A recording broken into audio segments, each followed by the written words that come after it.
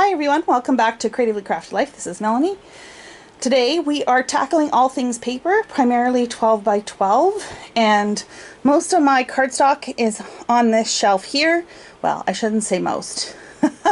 This is my loose cardstock slash patterned cardstock, and I've been storing them in these cropper hopper plastic containers for years. They've worked, you know, they've served their purpose, but now I want to switch it up and try something a little bit different. Primarily, well, there's a couple reasons. One is I don't want to store these on the side anymore like this, because what I'm finding is happening is the papers are starting to curl. I also find that I don't sit here and flip through it. I like to take the entire container out and put it on my desk. And while I could flip it so that it is like this, I don't find this very easy to handle and manipulate.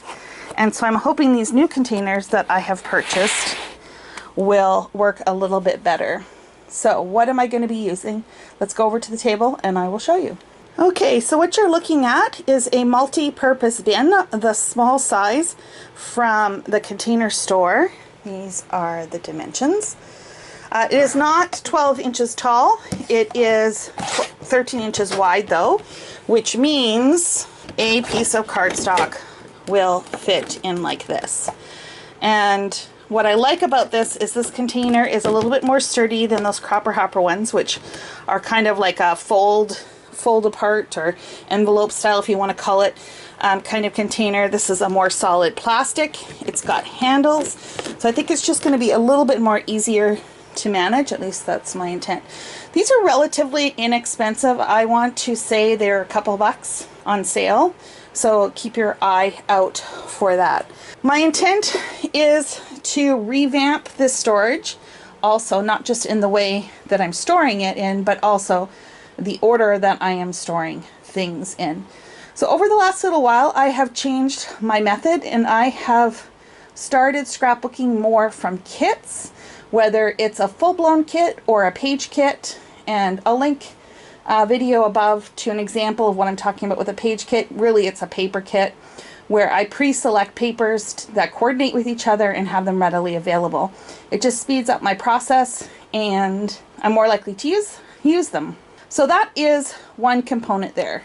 I also have cardstock in these iris bins. Most of these are by theme, but I think some of these themes need to go. For instance, I have a floral theme, which typically is a multicolored paper that I use as an inspiration for a page kit. So I think I can use up some of that.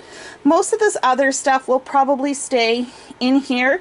These work fine enough for what I'm doing. When I need something thematic, I will go through these and pull out what I need. The other way that I store paper is in collections. Let me open the other side of this closet. All of these items here are various collections from different lines. They are somewhat sorted thematically, meaning I have Christmas and fall and travel, and then just general by manufacturer that goes over to the right. Some of these have been in here for a very long time and I've never used them, which tells me that they're probably not best served as a kit and I need to take them apart. So I'm going to be going through those and seeing which ones I want to disassemble and maybe make into page kits instead, or paper kits. That's another component of what I want to organize. In this front section over here back on the Calyx unit, I have a number of different groupings. Some of these are by manufacturer, some of them are by type. So for instance, I keep wood grain separate, I keep grid paper separate, but I started doing that midstream and I'm sure I have stuff mixed in between there that I would need to resort. So that's going to be another thing that I want to figure out. What categories do I want to keep separate from my regular patterned paper by color, and which ones can go in with the colored cardstock or patterned cardstock that I have. So this is going to be a big job. I will take you along and we'll see how this all pans out. Okay, so before I get started on reorganizing the organized stuff, let's start with the stuff that isn't organized. So from my Craft Tornado video, you know that I put a bunch of stuff in one of these bins. It's now time to deal with that bin. I'm going to have this still right beside me on the floor, and that's where I'm going to store any small pieces of cardstock and paper for now, and then we'll deal with that separately. I also have some bins on my table to help me sort through this. It's going to be a fairly quick process. I don't like to think about it too much. Sometimes that may mean that I cover the same product a couple times, but to me that's faster than dealing with everything in the moment. So here's an example. Let's say I look at this piece of paper here, which is Disney themed, and I have a Disney box. So I could go and put this in the box right now, but I know that there's more Disney stuff in here. So if I go through the stuff and I come across another Disney themed paper, I can have these all together, leave the desk once, put them where it needs to go and be done with it. So what I'm going to have here is I'm going to have a bin full of themed paper. So the ones that I know are going to go in those themed iris boxes, because for the most part I'm not changing those. I'll also have a bin for any collections that I have, or in this case I have some Felicity Jane products. Now Felicity Jane, a lot of her collections work together. She has a very specific palette, and so it just makes sense for me to keep that together because I know everything coordinates. So I will just throw that all in a bin, and then when I'm ready I'll take this bin and sort it into a bag or wherever I'm ultimately going to store it. Hope that makes sense. So I'll have multiple bins as I go through this. I also have a bin to the right for any embellishments, because I'm sure I will come across some, like here, although this is Disney and that's Disney. So those just get thrown in that embellishment bin, and we'll deal with that separately. So as you can see, I'm going to go through this pretty quickly. I also have a bunch of paper pads. Those are going to be super simple because I'm just going to put them in their own pile to make page kits out of, or paper kits. So as you can see, this is going to go really quick. Okay, so this is loose paper that's going to go in the stuff that I'm going to deal with shortly. This is all thematic stuff, so I will put those in those bins. This is all Felicity Jane stuff, so I will sort that and put that where that needs to go. And this is all 8.5 by 11-ish paper, and I store that in a different spot. So I'm just going to move that over there, and we'll deal with that on another day. So as I mentioned, that part went really quickly. The next step is I'm going to go through my collections and pull out anything in there that I want to redistribute. Remember this little tray that I had full of embellishments? Well, I've gone through my closet, pulled out all the collections I had in there that I wanted to break apart. I also went through the collections that I had at the bottom of my Billy bookcase, which I forgot to show you. It's, at least in this video, you've seen it before. It's down at the bottom. So I went through all of those, pulled out all the kits or collections that I wanted to disband, and when I did that, this whole basket is now full of embellishments that will need to be gone through and put in their home. Yeah. Again, that whole domino effect, one thing leads to something which leads to something else. This here is a stack of said collections. They're basically ones that I've gone through and made page kits out of them. I will do separate videos walking you through how I combined the papers to make page kits. No, my focus was on just using the paper pad to make the kit. I wasn't pulling anything from my stash. That will come later on. But these, and I don't even know how many I have here, maybe 10 paper pads. I will be going through those shortly, so stay tuned. If you haven't already, be sure to subscribe and click the notification button if that is the kind of thing that you're interested in. So let me move this and then we'll talk about what else I've done. Okay, so where am I at with my paper reorganization?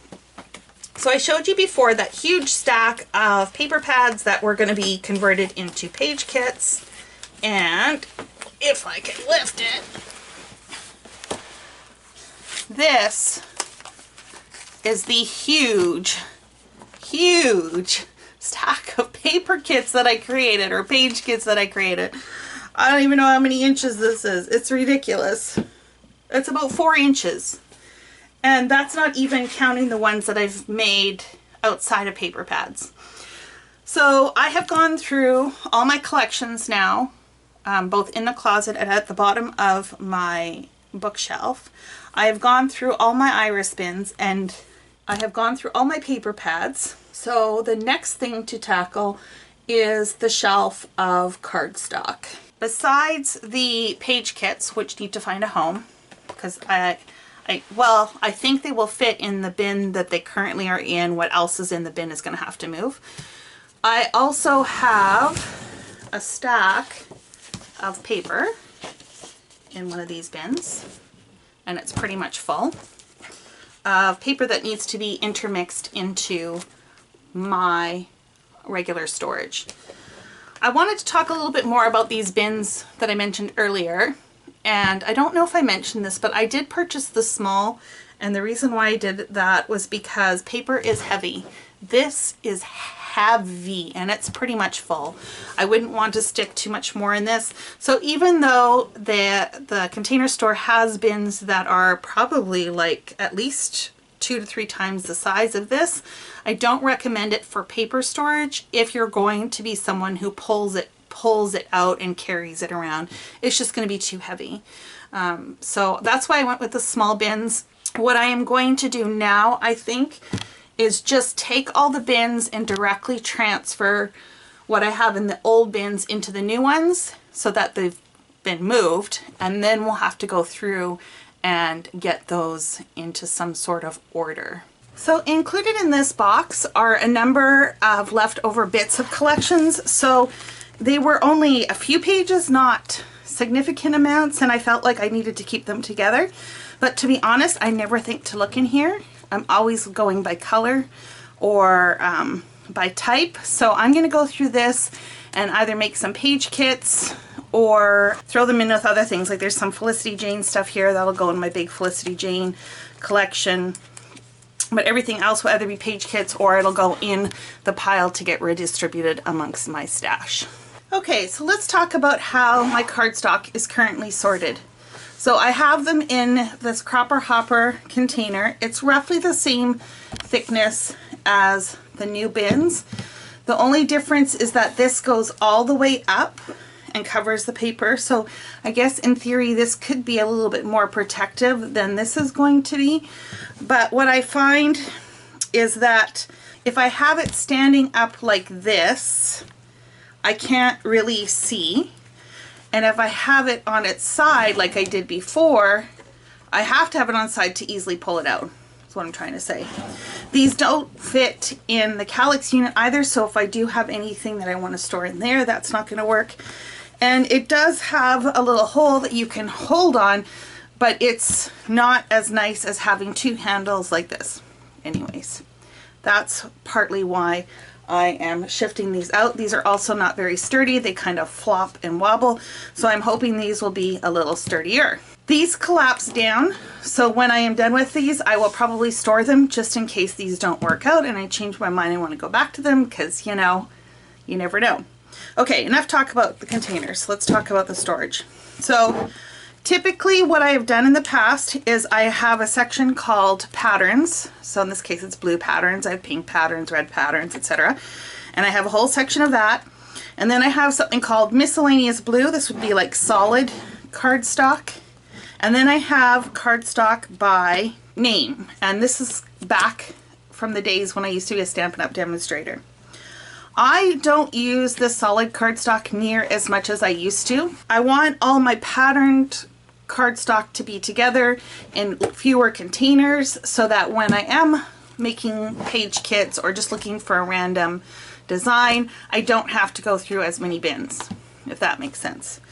So that is what I'm going to do with all the colored sections. I'm also, as I'm going through the patterns, I'm going to try and find any that I think would be great page kit starters, pull those separate.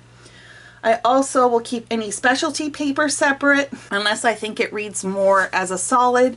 And what else? Anything that I would use as a base. So anything I would use to start instead of a plain piece of cardstock. So I'm going to transfer all of this, knowing that, into these bins. and I'm going to sort through them. The patterns right now, let me just talk about that. When I pull out a pattern section like this, there is absolutely no rhyme or reason. It's all over the place. And I don't have a ton of blue, like this is it for blue, which really, if you think about it, isn't much. But I think what I would like to do is sort it somewhat by color and then also somewhat by scale. So I'm going to do all of this off camera because it's a little bit boring.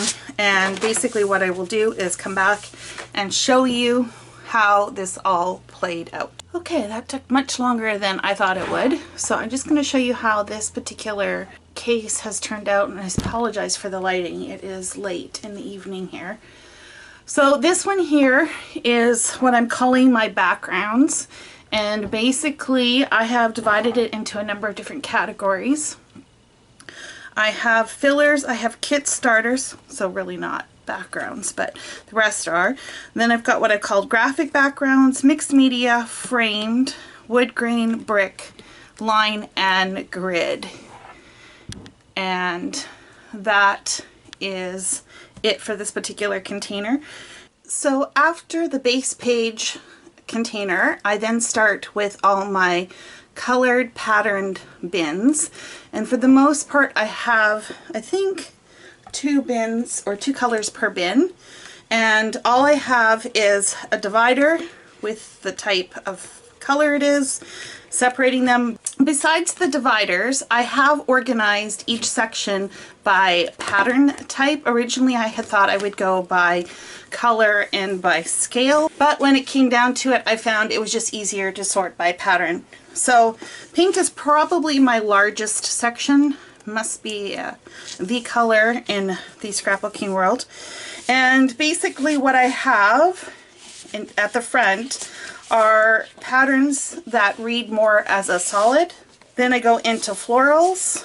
After the floral section, I go into dots and spots, and then stripes, which then morphs into plaid.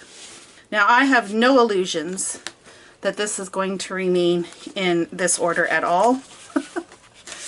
But for now, it was a good exercise just to become familiar with what's still in my stash.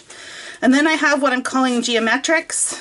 So shapes, that kind of thing, arrows, patterns that look geometric, stars, that kind of stuff. And then the final grouping I have is everything else. So I continue this with all the colors. I have pink, red, orange, yellow, green, aqua, mint, that tealy color, blue, purple, and then I just do neutrals all together. And following that, then I have my colored cardstock by those same color groupings. Only I did leave all the dividers in from my Stampin' Up! Days. I didn't need them for anything else, so why not? But they do follow the rainbow order.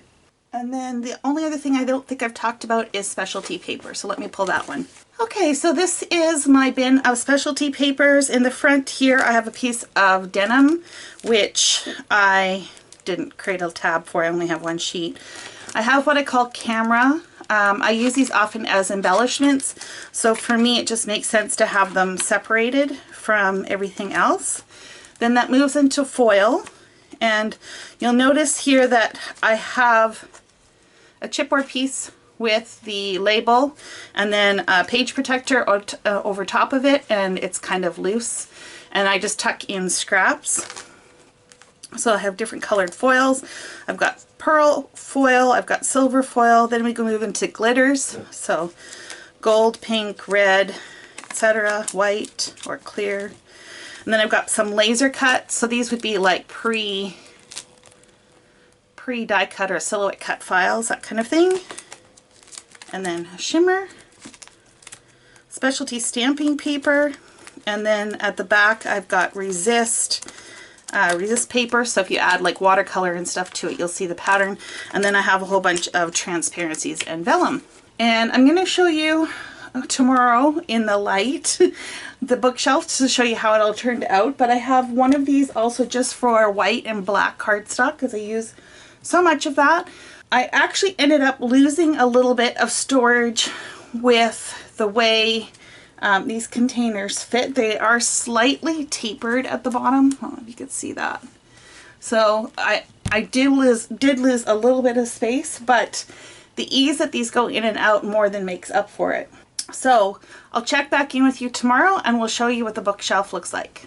Okay, so this is what my shelf now looks like after all of my reorganization. So I did lose a little bit of space with these, meaning I couldn't fit quite as many containers across, and that's okay. I will figure out what to do with the extra stuff. I also had a few extra containers left over that I repurposed or put my stencils, my large stencils in and my chipboard in, so that looks really good. And of course I had to juggle a few things around just to make everything work a little better. So I used to have mixed media stuff in here, that's gone somewhere else. You know how it goes, right? One thing leads to another, aka the domino effect. Well, that is it for my paper reorganization for 2020. I'm sure I will revisit again next year because it seems to be what I do. Thanks for joining me, and until next time, happy organizing.